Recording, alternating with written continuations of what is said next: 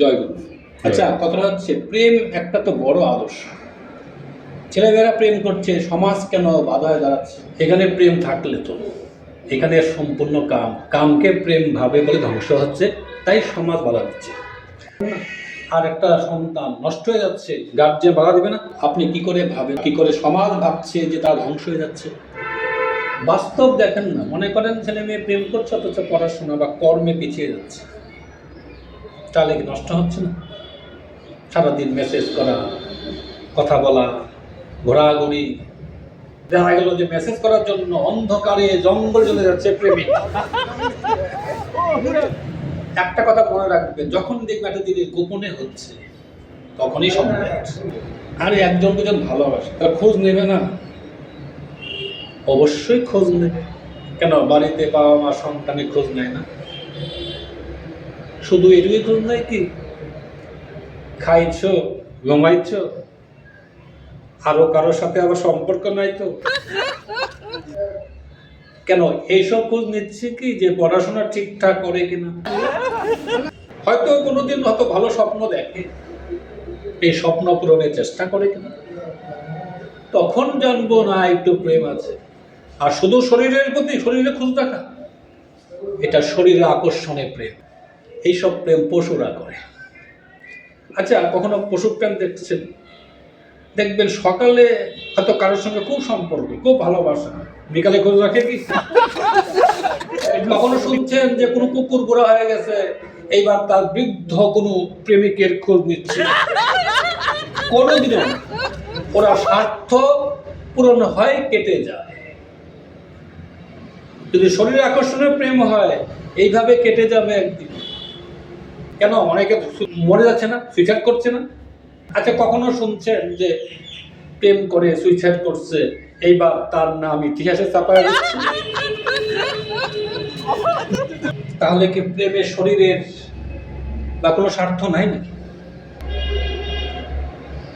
অবশ্যই নেই। এখানে স্বার্থ শুধু থাকে মনের গঠনে, অন্য কিছু। আর যদি না আছে কিছু পেতে পারে তখন সেটা প্রাপ্ত হবে, কিন্তু যদি চায় তখন কিন্তু সে আর সাধারণ উন্নতি করতে পারে না। প্রেমে উন্নতিটা হয়। ছেলে মেয়ে প্রেম আর ছেলে প্রেমে তফাৎ কি থাকবে? একই হয়ে গেল না? শোনেন, মেয়ের সাথে হোক আর ছেলের সাথে স্বার্থ থাকলে কোনো প্রেম নেই। কেন ছেলে যদি প্রেম থাকে, বন্ধু থাকে, এখানে স্বার্থ নেই? যখন কারো প্রচুর টাকা থাকে, যদি ওইখানে লোভ থাকে, তখন প্রেম কোথায় হইল? তো একটা মেয়ের মনে করো সুন্দর চেহারা, ওখানে আমার ভালো লাগা, প্রেম কোথায় হইল ভাই? এই জন্য বলি না, এটা তো সোজা না, এটা যথেষ্ট স্যাক্রিফাইস করতে হয়। যা চাইলে ওই প্রেমে যাওয়া যায় না, এটাকে অতিক্রম করাকে না চাইলে যা পাওয়া যায়।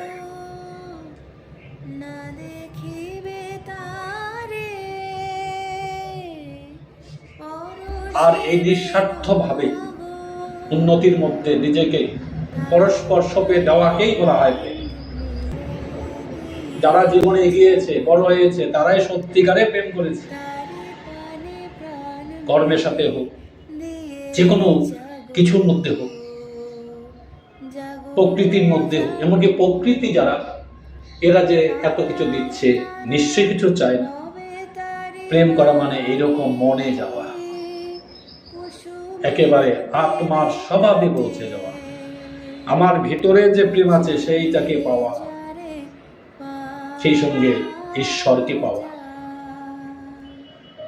এরকম যদি হয়, অবশ্যই প্রেম করা যায়।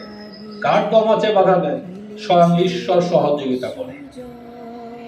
আমি যে কাকে ভালোবাসি, এমনকি তার যদি বিয়েও হয়, আমি সেখানেও আমি সহযোগিতাই করি, যদি তার উন্নতি হয়।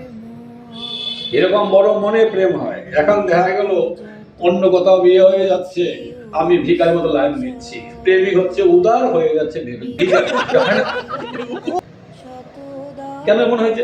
হয়তো শরীর মন পাল দিয়ে দিয়েছি, এখন তো আর বেরোতে পারছি না। আরে বাবা, তুমি কামকে প্রেম ভাবো, এই ভুলের শাস্তি তো ভোগ করতে হবে। এটাই ঈশ্বর শাস্তি দেয়। যে প্রেমের মতো একটা উচ্চ আদর্শকে নোংরামি করার ফল এটাই। এখান থেকে সমাজ শিক্ষা নেয়, শিক্ষা নেওয়া উচিত। দেখেন, আপনি যেভাবে প্রেমটা ভাবছেন, ছেলে মেয়েরা তো বুঝেন না, তো তাদের কি করণীয় বলেন? দেখেন, যেহেতু প্রেম ছাড়া জীবনে বড় হওয়া সম্ভব নয়, বাড়িতে প্রেমের সংস্কার, জীবনে বড় হওয়ার প্রেমের যে সংস্কারটা দিতে হবে, বুঝাতে হবে প্রেমের, যাতে তারা ভুল পথে পা না। আর এটার সঙ্গে ঈশ্বরের যেহেতু সম্পর্ক আছে, তাই ঈশ্বরের সাথে সম্পর্ক রাখলেই মনে হয় প্রেমের সম্পর্ক হয়। যে প্রেম ঈশ্বরের কাছে যায় না, যে প্রেম প্রকৃতিকে কাছে নিয়ে যায় না, মানুষকে ভালোবাসার দিকে নিয়ে যায় না, এখানে কোনো প্রেম নাই। অবশ্যই এখানে সাবধান হওয়া দরকার। শুধু ছেলে মেয়েরা না, বড়দের কথা একই। কারণ সংসারে অশান্তি, ছাড়াছাড়ি, ডিভোর্স কম দেখা যাচ্ছে না। যখনই দেখা যাচ্ছে শুধু অর্থ মানে ফেঁপে উঠছে, অথচ প্রেমের দিকে যায় নাই, তখনই যে পশুত্বের শিকার হয়। প্রেমের উদ্দেশ্য আসলে এই পশুত্ব থেকে উঠে আসা। সুতরাং এই সাধনা সবারই করতে হয়, অবশ্যই প্রেমময়কে ধরে করতে হয়। থাকলো জয় গুরু।